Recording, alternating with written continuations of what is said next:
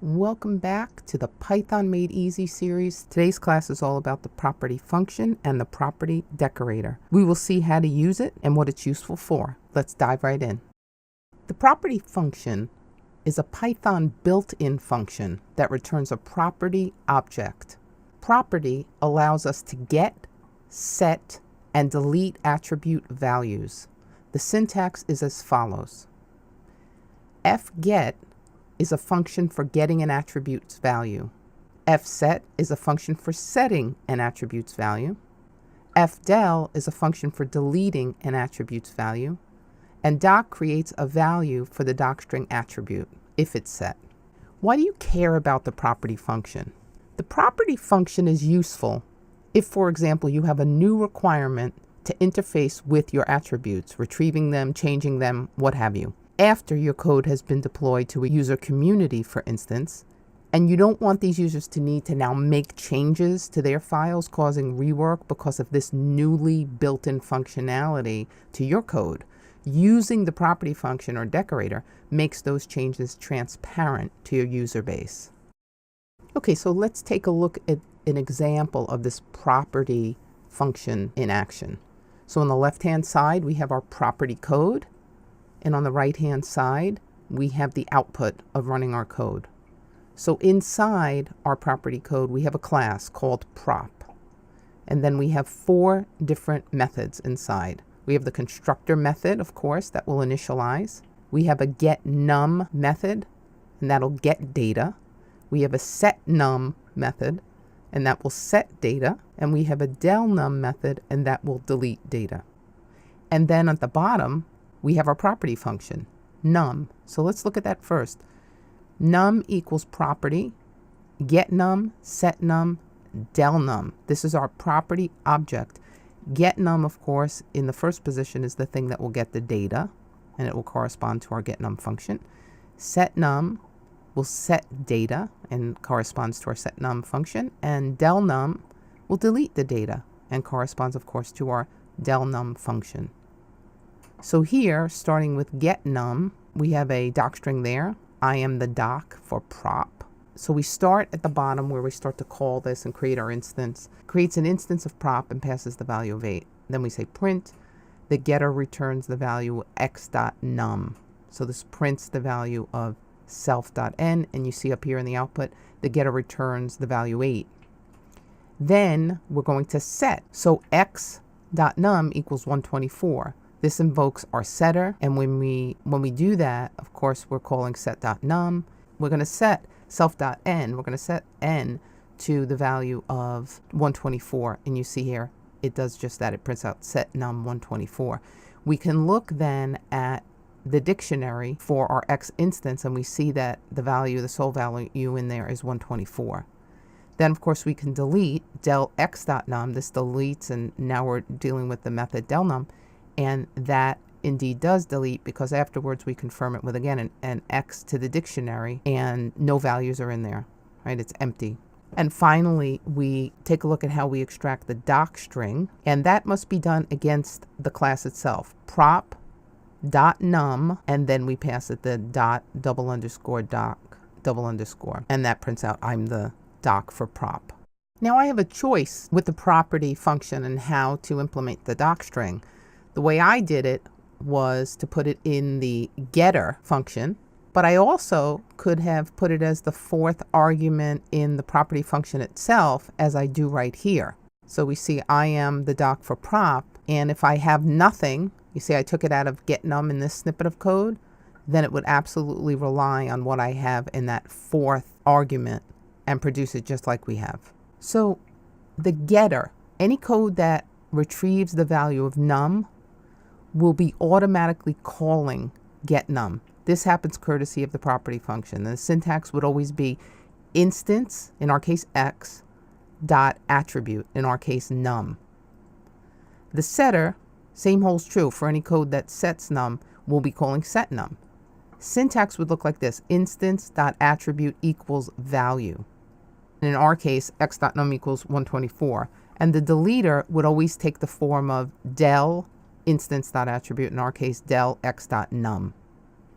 And that's how property knows what your intention is, right, by how we form the syntax.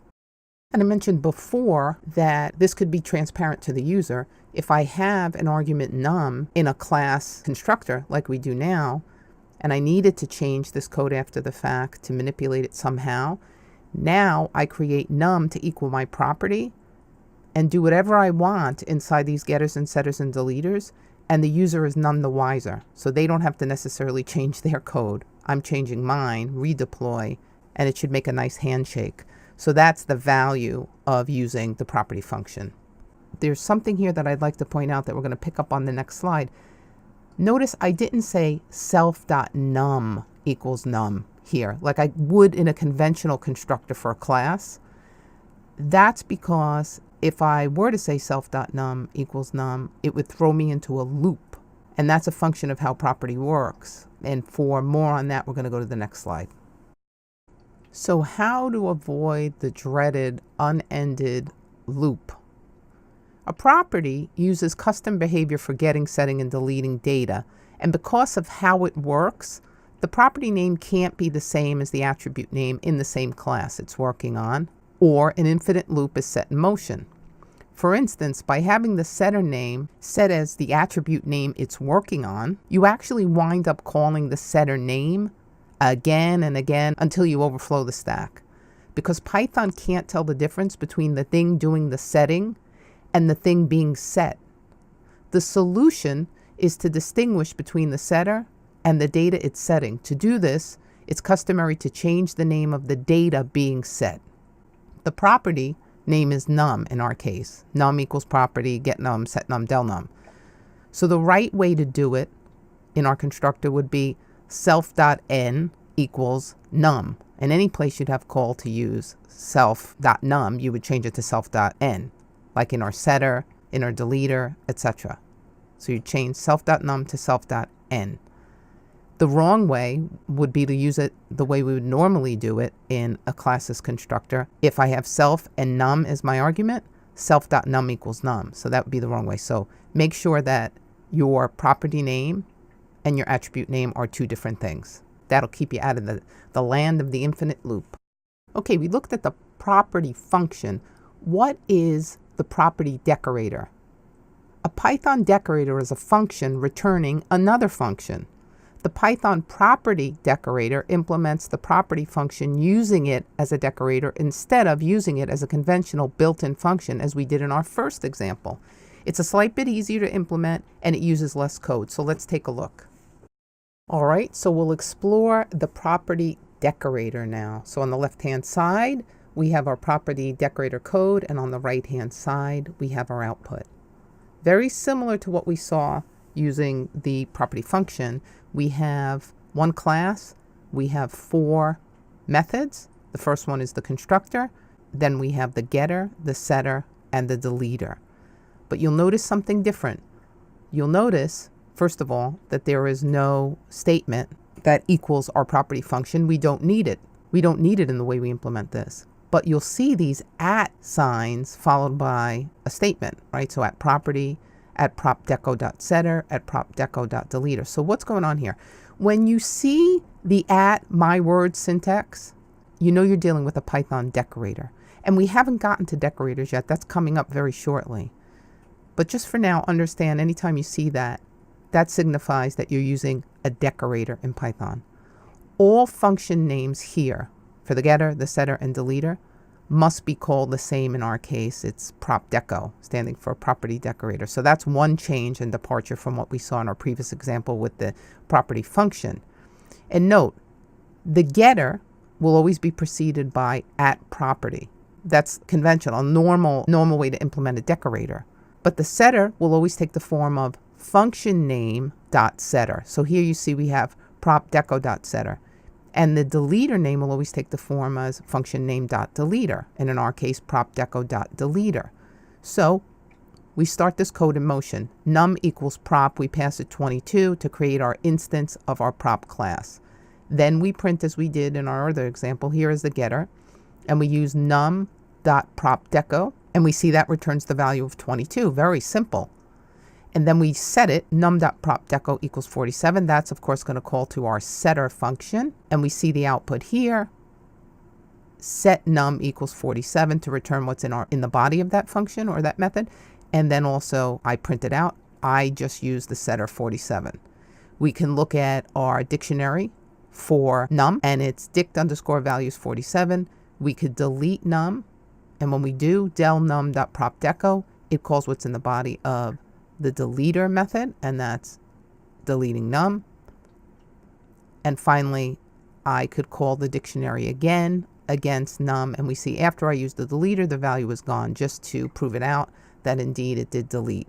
So you see, it's very similar, only a little bit easier to implement, I'm sure you'd agree, than the property function. And again, we can make the same changes after the fact if we have call to manipulate our code in a similar way, implement the property decorator, and the user won't have to do anything to their code on their end if they had been making use of whatever functionality we've deployed here. Okay, Python family, thank you for watching till the end. If this class has helped you, consider helping me to continue to bring these classes to you and others. Helping is easy. Just do the following. First, subscribe to this Yogi Coder YouTube channel. Next, like this video and leave whatever comments and/or questions you'd like. Finally, share this video on any and all social media channels with your friends and colleagues. And as always, this presentation and its associated code will always be stored up on GitHub at the link provided in the section below.